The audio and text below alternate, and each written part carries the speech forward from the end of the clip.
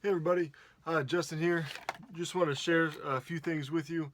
Um, for one, the beginning of the week it has been super slow for me. Sold a few things on FBA, and by few I think I mean like three.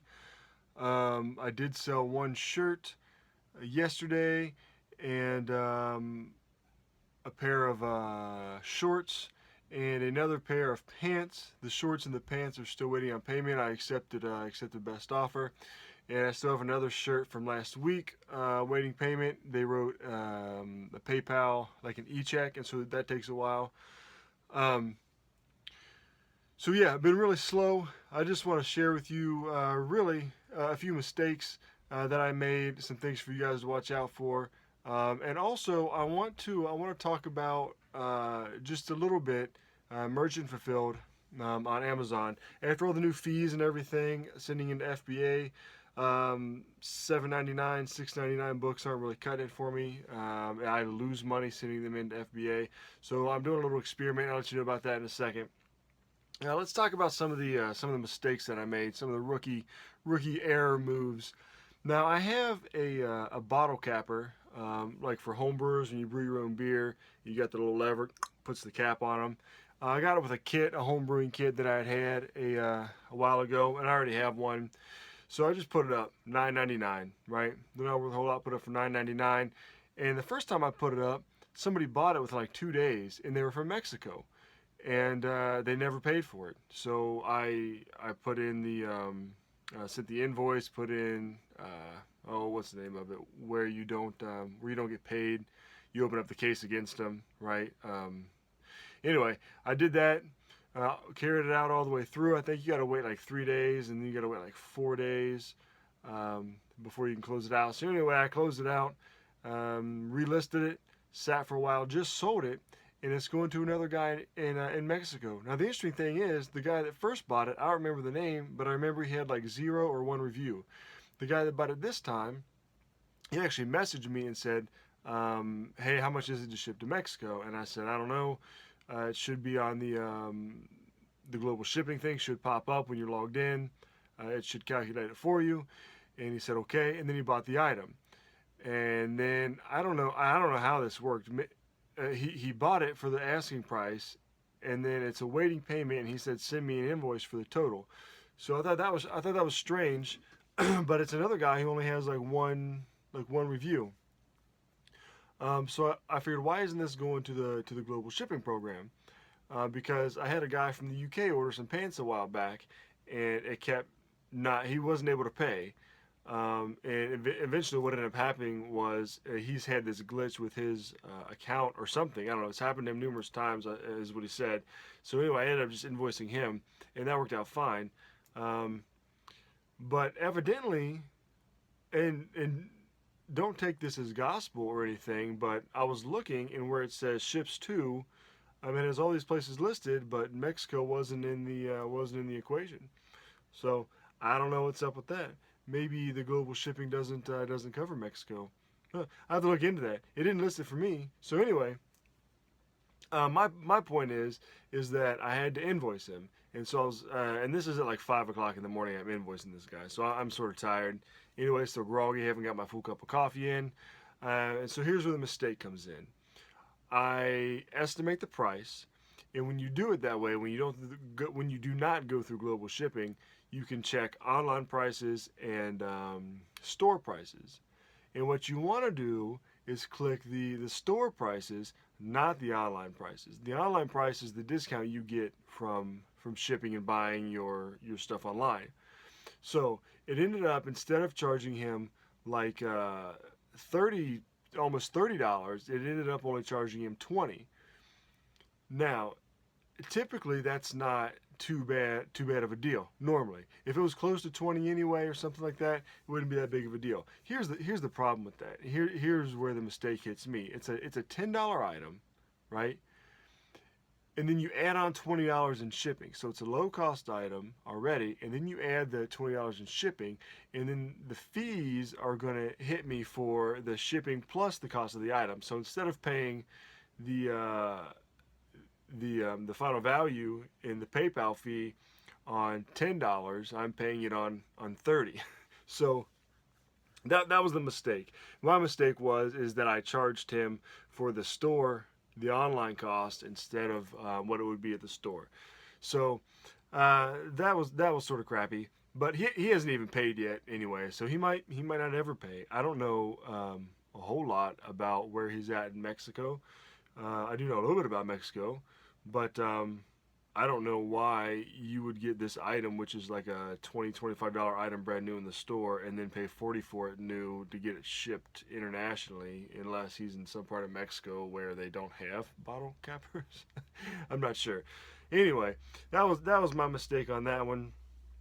Um, and then these next things, they're not really mistakes. I just wanted to share with you guys my experiment with Merchant Fulfilled. Like I said, sending in lower cost items to Amazon FBA isn't really worth it now that the fees and stuff have changed. Used to be, I'd go out to a book sale or something, and while you're looking for the big books, I used to look for like $9.99 and under $1 million. All right, and so that was my goal. But if I found one that had like a 3,000 seller ranking or a 10,000 seller ranking, 20,000 seller ranking that would sell relatively quickly, then it was going for $6.99 or $7.99, I would pick that up and just throw it in with my shipment and make a few dollars. That's not really workable anymore through FBA. So I thought, well, what if I don't discard those books altogether? What if I start to sell them merchant fulfilled? And so that's sort of what I've been working with. Now, some people will disagree with this. Some people are raising their prices to like $13, $14 as their lowest for FBA. I'm still going to leave mine at $9.99. Granted, I can get my books for 50 cents or a dollar. All right. Now, I'm not going to spend a dollar on a book that I'm going to make $2 on if it's 1.5 million ranking. But at least that's not my ideal goal anyway. But I'm still going to leave mine at $9.99. Granted, it's not costing me any more than $1, and it's not a huge like 2 or 3 pound book. All right.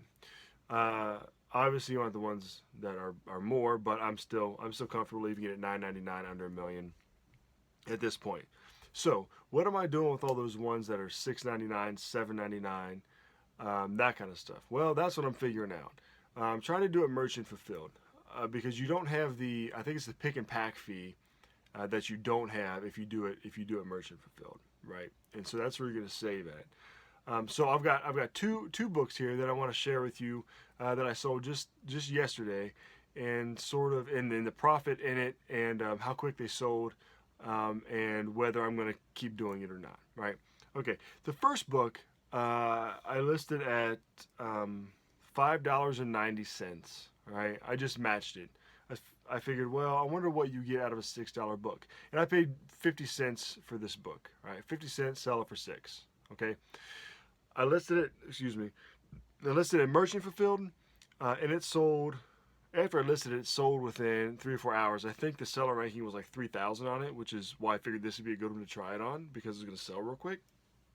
And it did sell, but this is the breakdown of it. Buyer paid $5.90. After Amazon fees were taken out, I received $3.21. Okay, so my gross profit off that was $3.21. It's under £1, and I still have to ship it. Medium mail under £1 cost me $2.70. Right, so now I'm down a little bit. Right, I'm actually down to 51 cents. The $3.21 that I got minus the shipping, I've got 51 cents left over, right? So then I figure the bubble mailers I mail them in are about 21 cents each. So minus that, and then you've got the 30 cents, all right?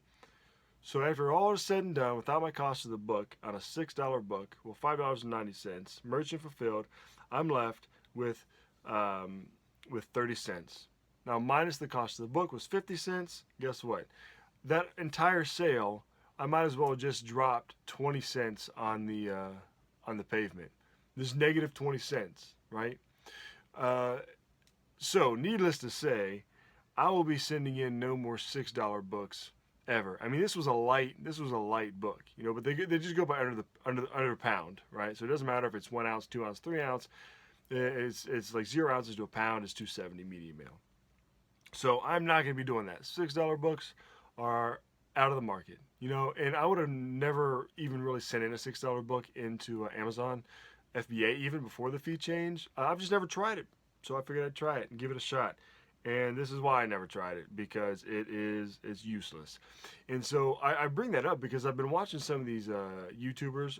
I enjoy YouTube, watching it, learning, and even when people do stuff different than I do, I just ask, hey, what's up with that? Like I was watching one earlier today, and a guy's, going through everything that he's selling, and he's saying, I sold this for $5.80 shipped, $5.90 shipped, $6.20 shipped, and he's getting them from huge, like lots of books, right? So maybe a penny wrapped up into it.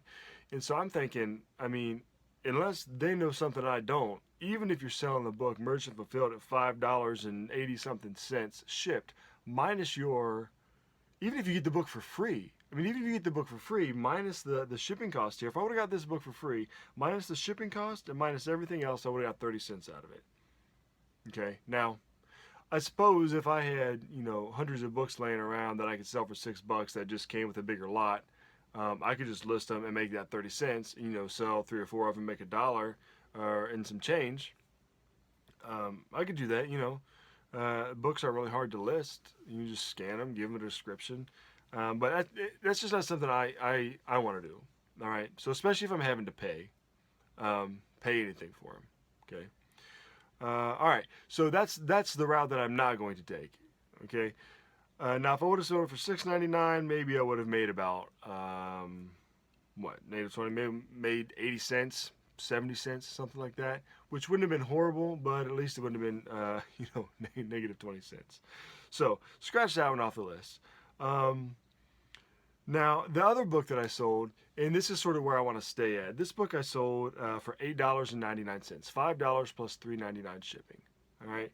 So, and the seller ranking on this one was, I think it was in like the 20s, like 20,000 or something like that. And I'm trying to do anything under like 50,000, maybe even 100,000, depending on where I'm at and shipping my stuff in. If I got a big shipment here that's getting ready to go in, I'll just send them in.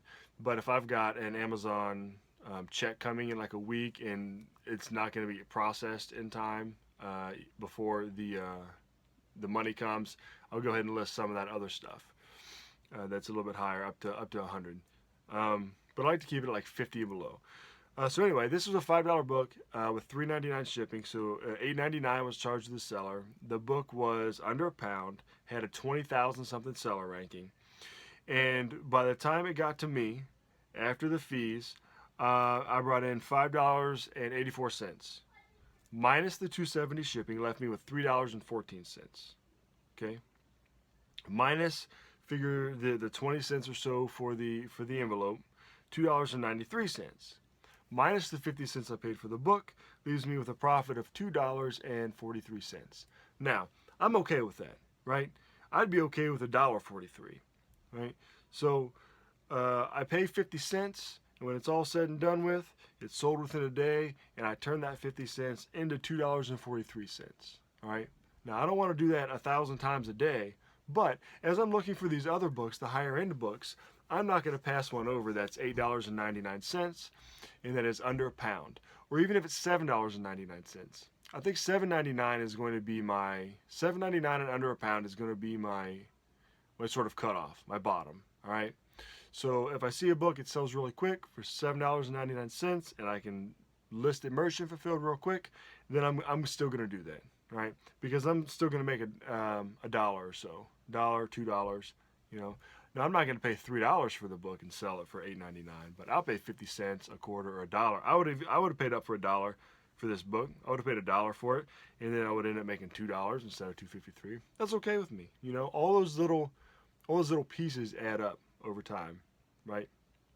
And I understand that.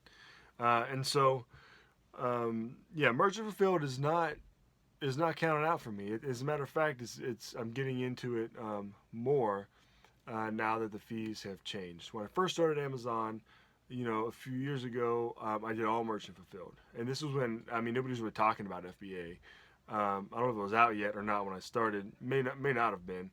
But as soon as it came out and people started talking about it, I was like, oh, this is sort of interesting. I got all these books on my shelf, and just let them have it. And the way I look at FBA, even with the fee changes, is I don't look at it as, oh man, they're taking money out of my pocket.